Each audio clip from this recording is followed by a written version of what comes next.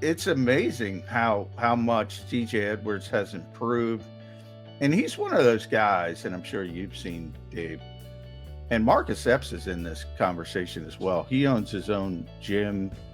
Those guys have totally remade their bodies since when they first got here. And TJ's always working out with TJ Watt and Wisconsin guys.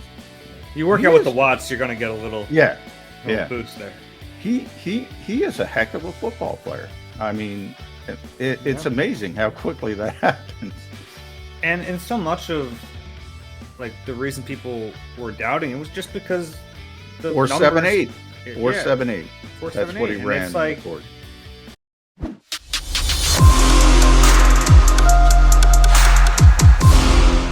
in the green room, there's Dave Zangaro. Good to see you, Dave. It's been a long time. Good to see you, Dave. It hasn't been all that long. Good to get you back is the way I would state it. And oh, by the way, we're streaming here. Got a lot of TV time this past month.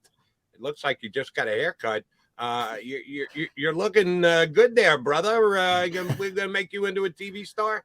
He's already a TV star. Come on, Jody. He's already a TV star. The TV's fun. It's I like in like this part of my career trying new things, and like I like doing TV. It's fun. All right, but I do have to ask you one TV question. Is it intimidating when you're either standing next to Big Boy Barrett and or Taryn Hatcher, who looks to be taller than you too? I know one's more intimidating for me. You can guess which one. Well, the funny thing, so me and Barrett did a show a while back, and it happened to be the first day of rookie minicamp, and I was out there watching Nakobe Dean and Jordan Davis walked in. So that was the way I started that show, was saying we look like Nakobe Dean and Jordan Davis walking into practice together. Yeah, I mean, I am a shorter person. Natural leverage, as Jim Schwartz would say. The worst was I used to have to do TV hits with John Clark after games on the field. Yeah. And we would have they had the box, you know, so I'd have to stand on the box. And one day Les Bowen saw it from the press box and snapped a photo of me on the box next to John Clark. I'm like, well, John's like 8 feet tall. You know, I think like we're both equidistant from the median height of like an average male. Yeah. It's just, you know. Well, I took the picture, Dave. You used it as your profile picture. I like that one. This one was good. I think Jordan Mailata, his rookie season. So I saw Dave talking to him. Dave, you did like a whole camp sort of diary with Jordan, I think, that year. So you were talking to him a lot. And I just saw one day out on the field, there's Dave standing next to Jordan Mailata. And it's just striking how big Jordan Mailata, to this day. I mean, I'm like, Jordan Mailata is just absurd, the size of that man. It's funny. We talk about Jordan Davis all the time being this like monster. Yeah. I think like we've kind of forgotten just how big Mailata is. Like he's bigger than Jordan Davis. I mean, he's huge. And I think he's gotten bigger, which is scary to think about where he started and where he is now. Well, he's listed at like 346. He's not 346. He's 380. He's 380. Yeah. He told Baldy last year he's 380. He admitted it to Ball. And by the way, he carries it well. It's not like, you know, he's got the frame for it, which is the freakish part of it. I think the difference for me is, Dave, there's, you know, Jordan's the biggest, but you see these giant tackles on the outside. Lane Johnson's huge, you know, 6'6", 320, whatever Lane is. And I saw Jordan Davis, and I was up in the stands because they were in the middle field, and he was lined up at nose tackle. It was a first team rep, so Kelsey's there. It's like an eclipse. You couldn't see Kelsey. I've never seen anybody that big in the middle of the defensive line. I think that's why his height striking. Makes him unique. Yeah. Like we were here, he didn't play very well here, but like Haloti Ngata was a big boy. Oh yeah, the height in the middle. Yeah, but the height of Jordan Davis makes it a little different. Yeah, and it is striking. So let's start there with the rookies because, you know, they started them all off slowly. Not all. Cam Jurgens actually was the one, surprisingly, because Jason was coming back from COVID. But He got thrown into the deep end of the pool, but they started Jordan slow. Now he's getting first team reps. They started Nakobe slow. He's still behind TJ Edwards, Kaiser White, Davion Taylor. What do you think of the way they're handling the rookies? Any surprises to you? No, I mean, I get pretty much why they've done everything. Jordan Davis not being out there at the beginning of practice because Marlon Tuipulotu was. You go, all right. This isn't going to last very long. I'll go through those three though because they're the main ones we're all going to talk about. And Grant too. Grant got he flashed a little bit quick. Yeah, and then he got hurt. Got hurt.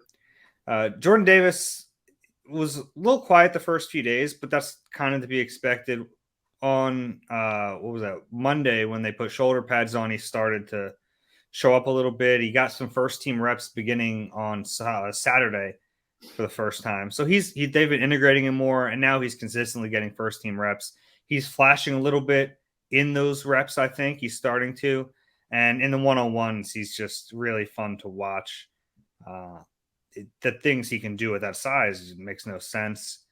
Cam Jurgens in those one-on-ones has been very good too. He has a unique understanding for someone that young of leverage. I think, he's getting compared to Kelsey because of their athleticism. And I think when people think of athleticism, it's like, second level blocking and pulling and all that. But leverage is a big part of what's made Kelsey so good for so long as an undersized center. And at least my first glimpse at the rookie Cam Jurgens is he gets that too. And Nakobe Dean, who I've been very bullish on, has had a quiet camp. And I don't think that's like a bad thing. I think he's probably figuring out how to play in this defense. He's learning a couple spots at once. He got his first team reps on Tuesday. But the players in front of him played really well. So it might be a little harder for him to crack this lineup than I initially thought. TJ Edwards has been fantastic. Kaiser White's made some plays. Even Davion Taylor's looked very good. Yeah. So I still am very bullish on Nakobe Dean. It just might take him a little longer than I first anticipated. Eagles with actual linebacker depth. Now that we're not used to. We're just going to have to get used to that.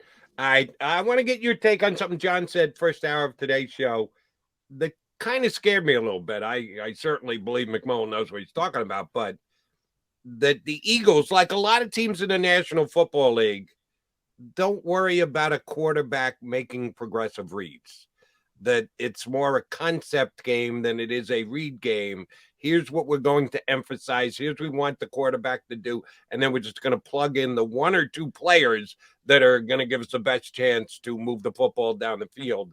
That they've narrowed the focus of what football is about because the college game develops these players in a specific way. The quarterback I'm referring to now. So we're not going to push the envelope and try and rebuild the wheel when we get our hands on them on the National Football League level. Do you think that is across the league? Is that just an Eagle thing? John said it was an NFL executive who stated it to him, so he was kind of using the breadth of the entire National Football League. Is that the direction that the league is headed in?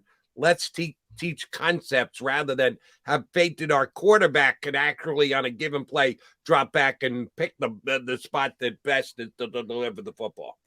I think in general that's probably true. But I also think it's player specific.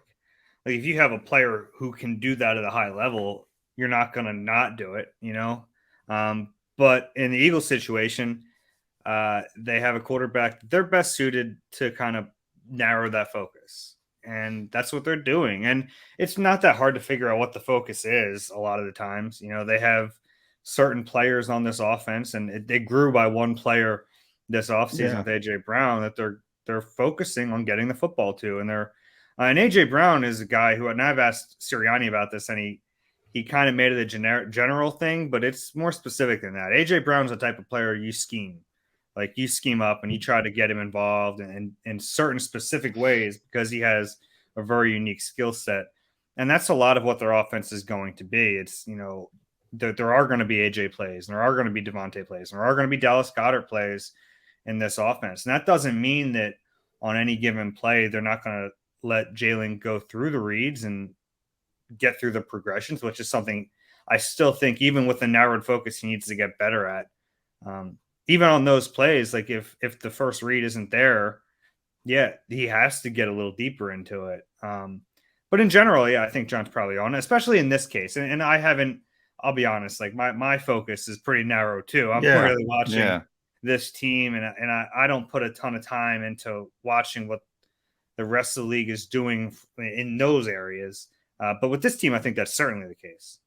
I mentioned I started to kind of get a feeling, and I backed it up with our buddy Elliot Shore Parks, that he obviously puts together all the camp stats. There wasn't a ton of traffic from my perspective to Devontae Smith early in camp. And I started to think, I don't think that's a Devontae problem. I don't think that's a Jalen Hurts problem. I think the Eagles are trying to get the football first and foremost to A.J. Brown and Dallas Goedert. And that doesn't concern me because they're two really good players. But what does concern me is if you get too hyper-focused on them and you start to forget about Devontae Smith, I think that's a problem. I think that's a potential problem down the road. You get that feeling, Dave, or am I jumping the gun on that? I think you're jumping the gun a little bit, but it's something. It's not a problem yet, but I agree with you that it's something to keep an eye on, because there are going to be games where like one of those three is probably going to be the odd man out. There's only, God, I almost said the cliche, there's only one football, but there really is. I mean, they have to figure out ways to incorporate all of them. And honestly, if you're looking at like, if you had to pick the guy you really want to get involved, it's going to be AJ Brown. It's him over Devontae, and that's not a shot at Devontae, who's had a very good rookie season and by all accounts is getting better still. But AJ Brown is a legitimate top receiver in this league, and he's a guy that, like I mentioned, you should find ways to get him the football in different ways, and we've seen that at camp too. It's not just like, I've been impressed by some of the, just slants from AJ Brown, but we've seen him take sweeps, and we've seen him do other things near the line of scrimmage, which I think will be a part of his game too. All right, Dave, I'm going to give you a chance to either agree and or disagree with John McMullen again here. Oh, in the first 5 days, trying to create trouble. I'll go disagree. Trouble. Yeah. Let me at least get it out there first. First 5 days of Eagles practice, John McMullen said earlier in the show, the most productive Eagle player was James Bradbury. Agree or disagree? I will disagree, but he's been good. I mean, he's been very steady. I like him at the line of scrimmage too. He's a bigger body type of guy. Did you see that rep against Devontae in one-on-ones? That's good for Devontae too. That'll really help Devontae. Yeah. Honestly, being nitpicky, the guy who I've been most impressed with has been TJ Edwards. But McMullen calls the most underrated player on the Eagles. How can you not go TJ Edwards, Johnny Mac? Well, TJ, it's funny how quickly TJ has gone from, undrafted rookie, 9th on the depth chart, he said, to like nobody worries about him now. Dave, we were talking to Nick Rollis. He got about 10 questions before anybody brought up TJ Edwards because TJ's so good. Nobody has any questions about him.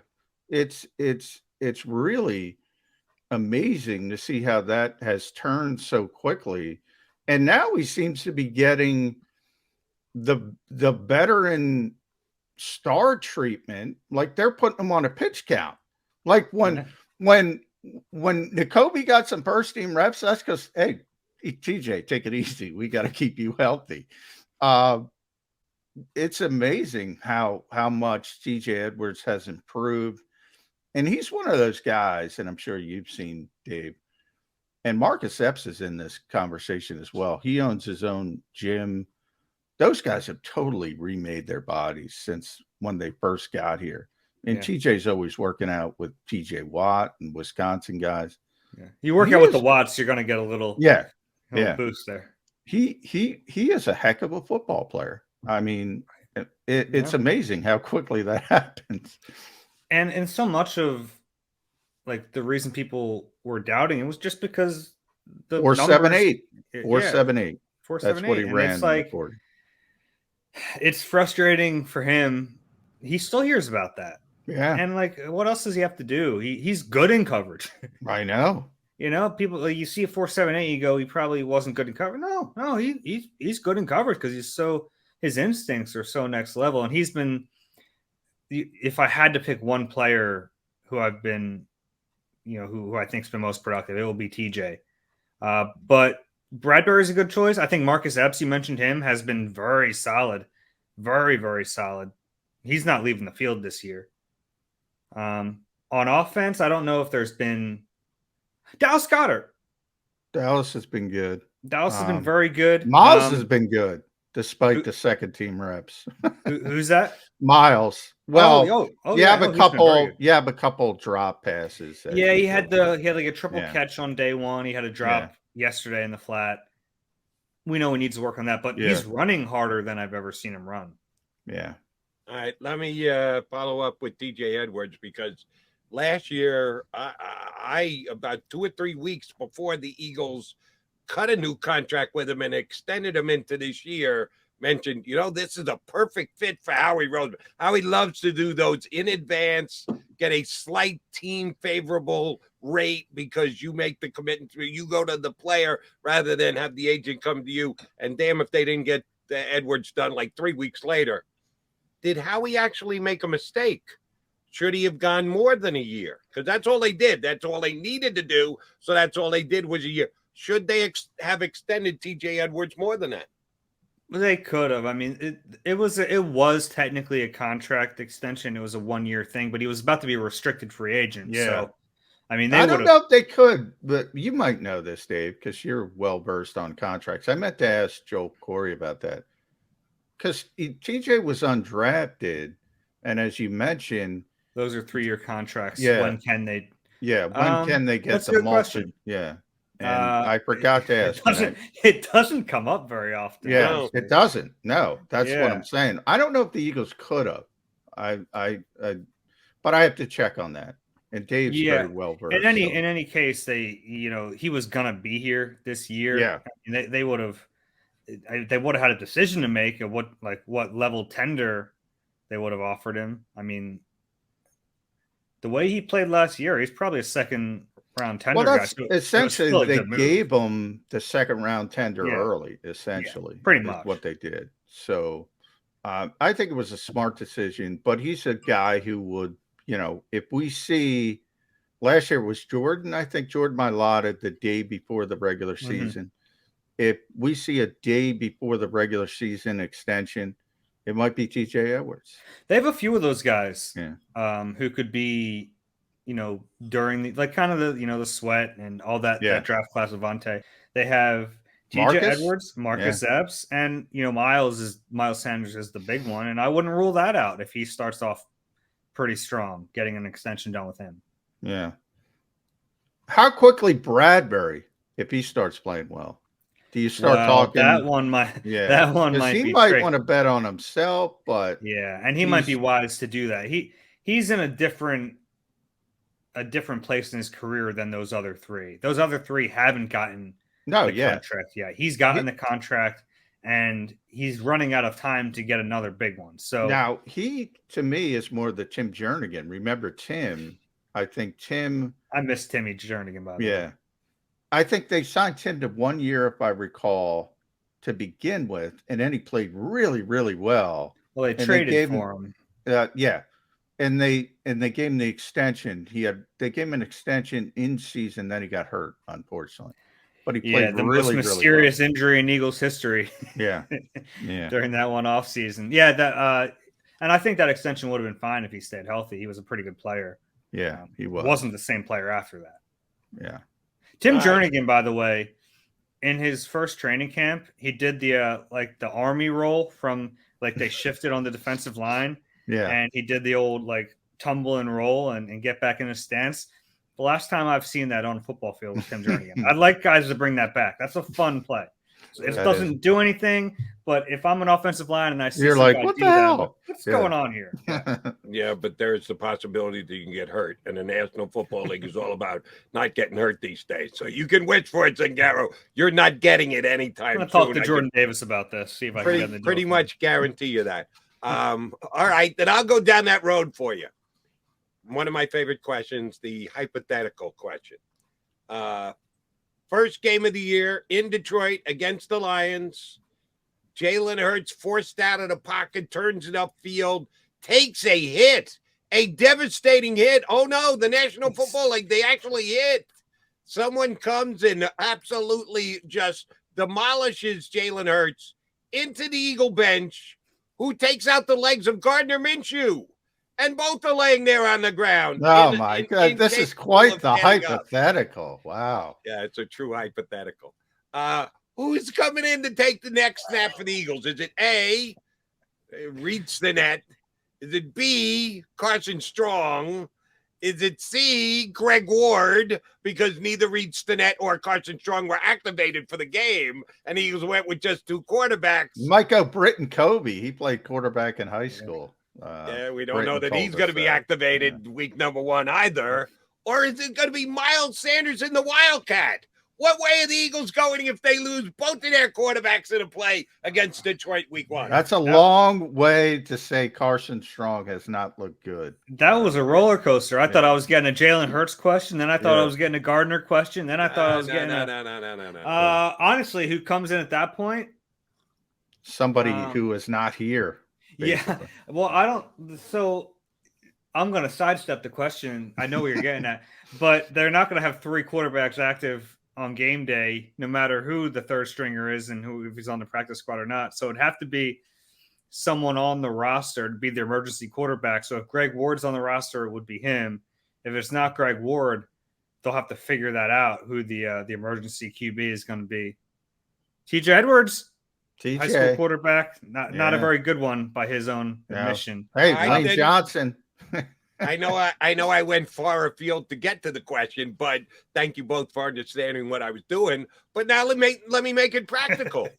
Has anyone like a Covey or a Ward or a DJ, has anybody taken a snap in the first 5 practices? At some point, you want to have that like the emergency catcher. Every once in a while, you just go back and catch like 5 pitches. Okay, that's enough. We know you can do it. You can catch the ball. Same thing with quarterback. Has anybody done any of that in practice? It's honestly like they don't have enough time. You have to weigh the risk reward there, and it's like the chance that it's going to happen versus and like if it were to happen, it needs to be someone in the offense who at least understands the offense enough. But they're not going to run the offense if it's an emergency quarterback. My favorite thing like this ever, though, John, you'll remember this, was when John Dorenbos got hurt, and the Eagles had their the plan. They always have their plans, and the long snapper. Somebody else got hurt that game. Yeah, who? Well, Brent Selleck was an emergency long snapper, but for whatever reason, this was at the point where Michael Kendricks was frustrated by his role in the defense, so he just took it upon himself to start trying a long snap on the sideline. And after the game, we said, "Oh, Mike, are you like one of the emergency long snapper?" And he said, "No, I just figured I'd give it a try and see if I could do it and see if I could help out." And that was that was a fire drill in a nutshell. Yeah, that was a fire drill. One of my favorite quotes, NFL quotes ever. I probably told Jody this. Tom Moore. Somebody asked him the question when he had Peyton Manning, and I think Jim Sorgi was the backup, and it wasn't somebody who was at practice all the time, and they asked him some kind of question about practicing and why Sorgi didn't get reps during practice. And he just looked at them and he said, if 18 gets hurt, we're bleeped. I could say we're fucked, and we don't practice fucked. That's pretty much how NFL coaches think of it. Yeah. So one of my favorite quotes of all time. The great Tom Moore. Back to the Eagles, as they say in Philadelphia, though, Dave. The defense as a whole, I think, has been pretty impressive. Even yesterday, when the offense kind of had their breakout day, I thought the defense was still pretty good. They dominated that red zone drill. Oh, yeah. Bradbury and Slay and Maddox kind of lost reps and 101s, but they also won reps. They're also fighting and making the receivers better. The defensive line looks deep and versatile. They've given us different looks. I saw Brandon Graham inside. It was actually Hassan Reddick inside of Brandon Graham. I saw Patrick Johnson inside of Josh Sweat. They have that big look where it's Jordan Davis and Fletcher and Javon Hargrave. Does this have a chance to be a pretty good defense? Yeah, it does. Less excuses for Jonathan Gannon, honestly. He has players now. You could look at last year and say the talent wasn't where it needed to be. He didn't have the right players to do schematically what he wanted to do. No excuses now. This defense ought to be better this season, and he knows that. And they really added 4 or 5 significant pieces to that defense. On offense, they added 1 player, and he's a good player in AJ Brown, but 1 starting player on offense. On defense, they added several starting caliber players. James Bradbury, certainly an upgrade. Jordan Davis, even if he's not a starter, he's going to play quite a bit. Nakobe Dean, we'll see where he fits in, but I think that's a big addition because your White has looked pretty good. And then Hassan Reddick, obviously, is the biggest addition. And I know there was a lot made of, and look, those questions have to be asked about how much he was dropping in those first couple practices.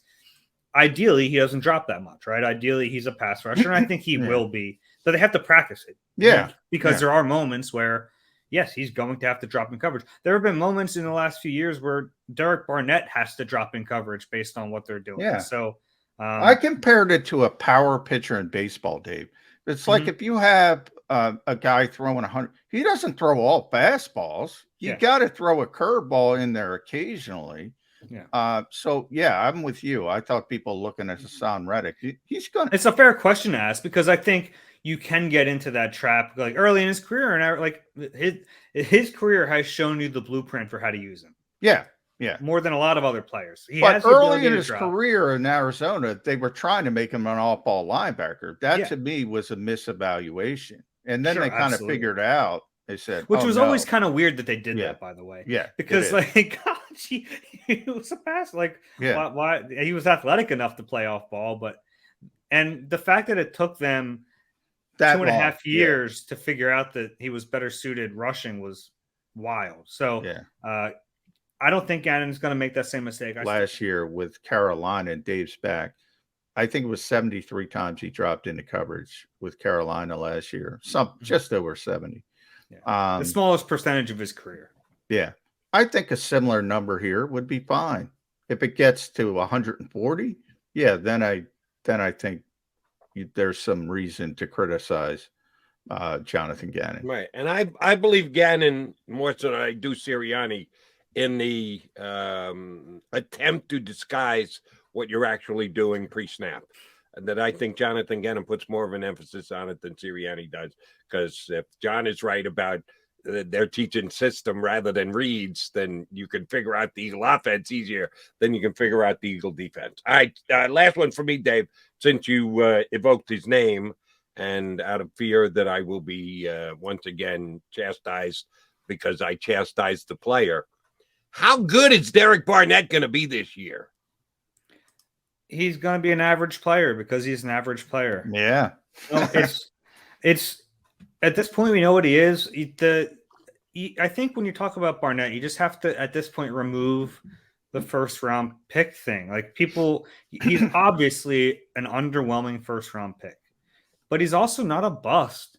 He's played at an average level. He's an average NFL edge rusher. And I think you have to just the expectations for him at this point in his career. He's so far removed from being a first round pick and hoping he's a double-digit sack guy that if you look at him as a rotational edge player, all right, he's fine. I think a lot of the things he does end up a little underrated in some ways because the bad is so in your face. The penalties are so awful. And, saw an offsides yesterday. It's always yesterday. It's always him. But it was also Josh Sweat yesterday too. So it's not always him. But yeah, like those things are frustrating. Sometimes the lack of discipline on certain plays, or at least the perceived lack of discipline on some run plays where he sells out too hard. And but like there are reasons his teammates like him, and there are reasons the coaches like him because he plays hard. He gives you effort. And I know that's like people are going to roll their eyes at that, but now that he's a rotational player and he doesn't have to be a starter, that's fine. They're not paying him a ton. Whatever. And tremendous discipline from Dave Zangaro. Follow him on Twitter at @DZangaro, NBCS. Read him, NBCSports.com/Philadelphia. Jalen Reagor, we'll leave it there. Shows up, Dave. Gets some first-team reps. Quez Watkins has to tap out with a bit of an illness. He makes the big play. He's got some talent. I mean, we've seen it before. Yeah. In training camp, we've seen it before. Yeah. Zach Pascal hasn't been able to get out there. Can Jalen Reagor get back into this wide receiver conversation? What conversation are we having? About being on the team? Then yes. If we're talking about him being a legitimate weapon in this offense. Can he push Quez Watkins? Can he push Quez Watkins? No? No, I don't think he's as good. I just don't. I think he can be on the team. I think his role on team would be backup receiver and return man if he makes the roster. I don't think he's as good as Quez. I don't think he's as good. I don't think he's as consistent.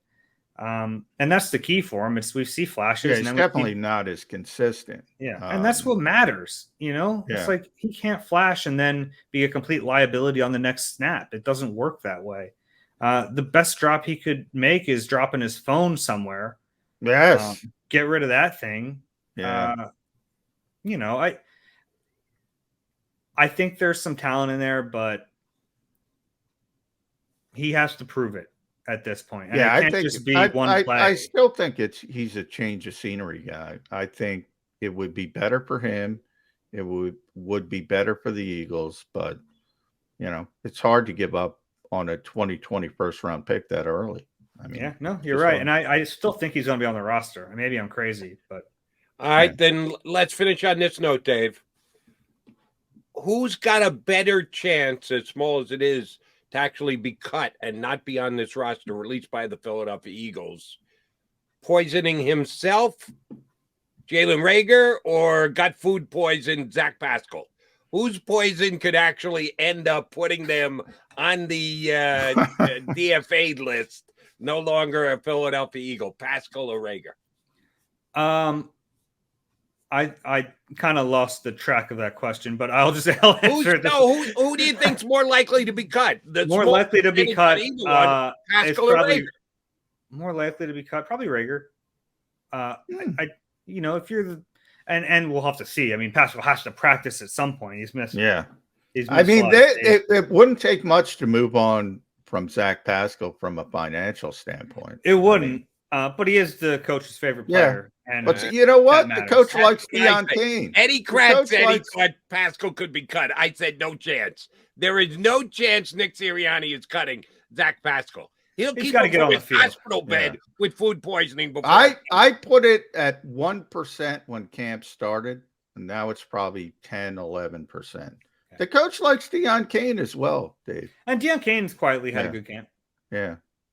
He's been a surprise. DZ, always a pleasure. We appreciate you coming on. Thanks much, bud. We'll certainly get you up before the season starts. Thanks for giving us a training camp update. All right. Take care, guys. Thanks.